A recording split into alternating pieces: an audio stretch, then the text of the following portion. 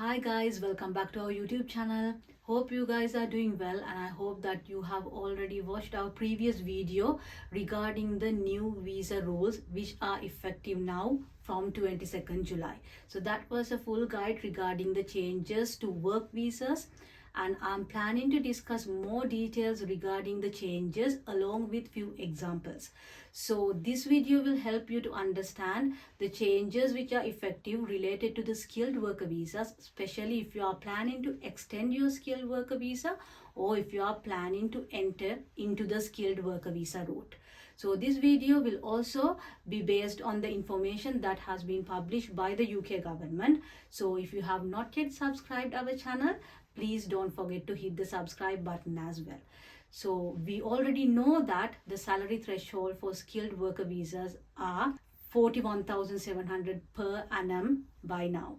Also, the UK government has introduced the new salary lists, including the immigration salary list as well as the temporary shortage list. So all these changes have been discussed in detail in our previous video. So this video will be based on a document published by the UK government on 22nd July. So this includes the most recent details along with examples. So I hope this will help you to understand the cases in detail. So first, this document has summarized the key changes which have come into effect from 22nd July. So I'll quickly go through them as we have already discussed them.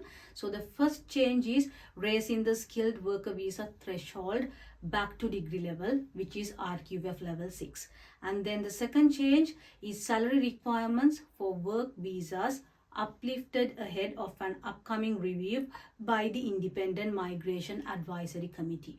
And the next change is introducing a time-limited interim temporary shortage list, providing time-limited access to the immigration system where it is proven that it is needed. And then the last rule is closing the social care worker visa route to overseas recruitment. So these were the key changes which come into effect. And then it says work is underway to deliver the wider measures announced in the white paper with further updates to follow in the autumn. So we know that there are more changes that were discussed in the white paper, and this says that they are to be updated following the autumn this year. Changes including stricter English language requirements and increase in the immigration skill charge might take place from autumn onwards. So however, they have not yet confirmed the dates when these changes are going to come into effect. For now, the four main changes that we discussed previously are in effect. So when you scroll down in this document, it talks about changes to skilled worker visas. So it has discussed about the salary thresholds, which we already know as well, but this has explained in detail with few case studies. So I'm going to go through the key information. So it says from 22nd July, going rates and salary thresholds will increase and will apply to new visa applications as well as renewals. So this is what I wanted to highlight. So this says that the new salary threshold will be applicable for some of the visa renewals as well. It is obvious that this new salary threshold will be affecting to new applicants. However, this says this might apply to some of the visa renewals as well. So we'll see which type of renewals will be affected.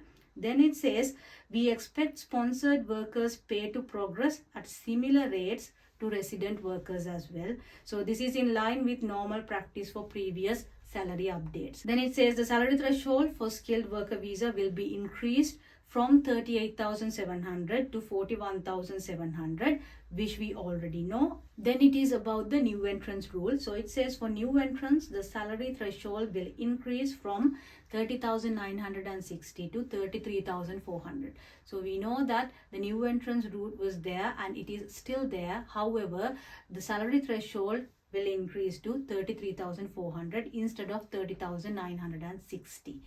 And it says lower transitional salary thresholds remain in place for those granted skilled worker visas under the rules in place before 4th April 2024. I think this point clarifies most of the issues. So if you got your COS before 4th April 2024 and now you are in the skilled worker visa route, you will not be affected by the new changes, or you don't need to go for the new salary threshold when you are extending your visa.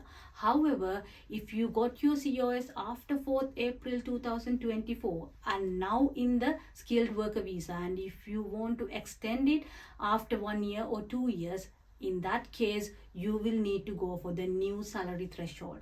That is what the government has published now. So for that, we can look at this case study to understand it better. So it says Ibrahim from Nigeria has been working as a chemical and related process operative at Important Chemicals Limited. So this is an example, and it says he has worked for over a year on a skilled worker visa, and Ibrahim's salary met previous threshold of 38,700 per year, and Ibrahim needs to renew his visa as it expires in September 2025. So according to the changes, the impact will be the salary threshold for skilled worker visa increases to 41,700. Therefore, Ibrahim's current salary 39,000 will not meet the new requirement after 22nd July. So that he will have an impact when it comes to the extension of the visa.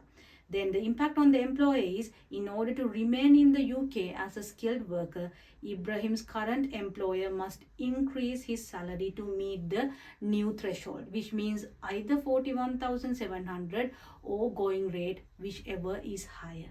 So this is one case study which will help you to understand how these new rules affect when you are extending your visa. Then when you scroll down in this document, it explains about the skill threshold. The government has been clear that sectors need to reduce reliance on international recruitment.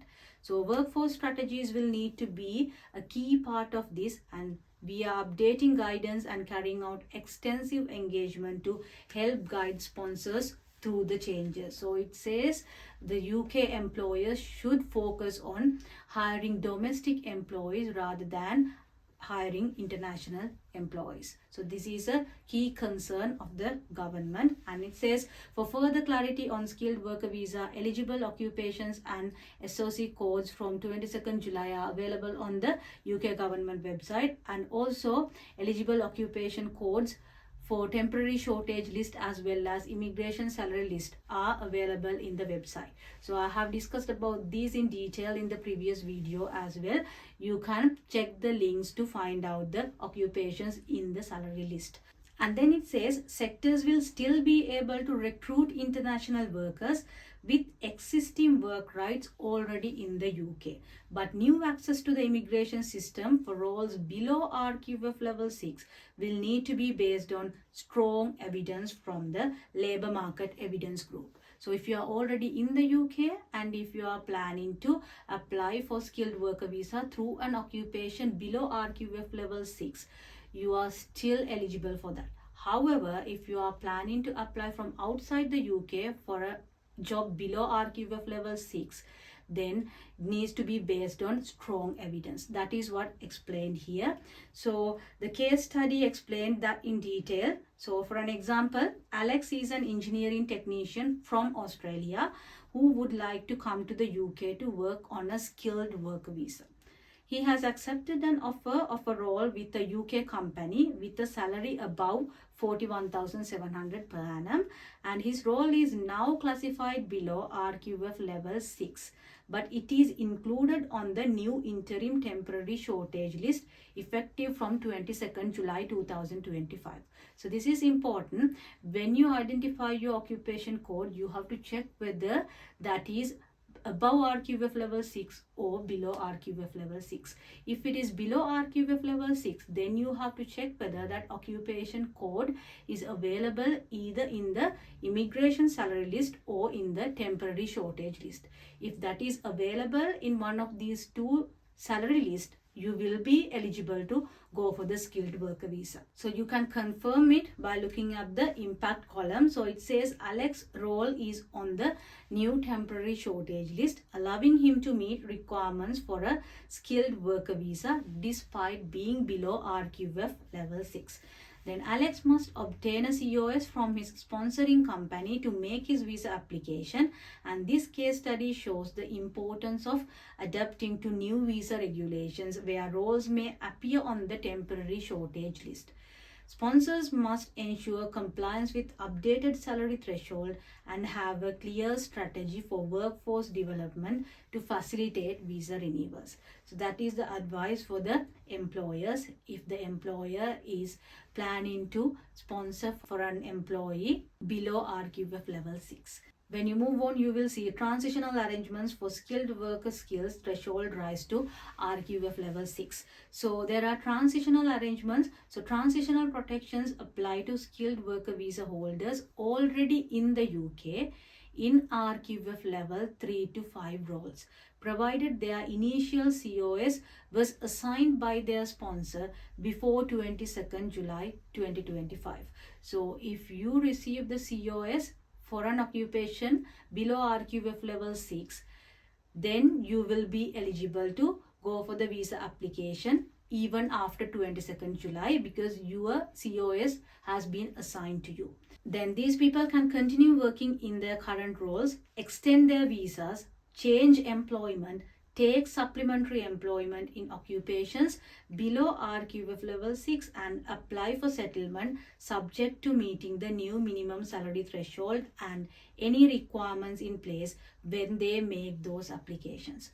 So if you got your COS for this type of an occupation before 22nd July, you will be eligible for all these things mentioned in the paragraph. So we can look at this case study to understand it better. Chen from China is working as a manager in storage and warehousing on a skilled worker visa for over a year. Chen's salary of 45,000 meets the new salary threshold, but her occupation is below RQF level 6. Chen needs to extend her visa as it expires in November 2025. So from 22nd July, new skilled worker visa applications must be for occupations at RQF level 6 or above, unless they are included in either the interim immigration salary list or the temporary shortage list. So if the occupation is below RQF level 6 and the code is not included in one of these two salary lists, then that occupation code will not be eligible for skilled worker visa. But Chen's occupation as a manager in storage and warehousing is below RQF level 6 and also it is not included in the immigration salary list or the temporary shortage list. However, in this case, transitional arrangements apply to Chen as she is in the UK on an existing skilled worker visa. So Chen is already in the skilled worker visa that was before 22nd July. Therefore, in this case, even though this occupation is not included in any of the salary list, Chen can extend the visa. So that is about the skilled worker visa salary threshold. Then when we move on, you will see a section for graduate route as well.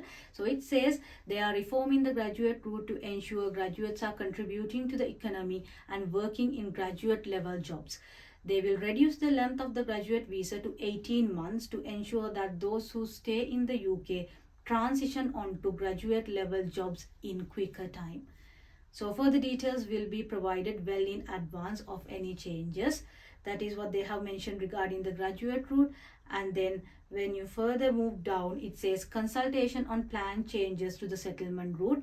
Later this year, they will consult on the detailed policy for earned settlement and earned citizenship, including how contributions to society and economy can reduce the length to settlement as well as other core requirements. So they will make final decisions regarding these after the consultation. So we are waiting for the details to be published after the consultation.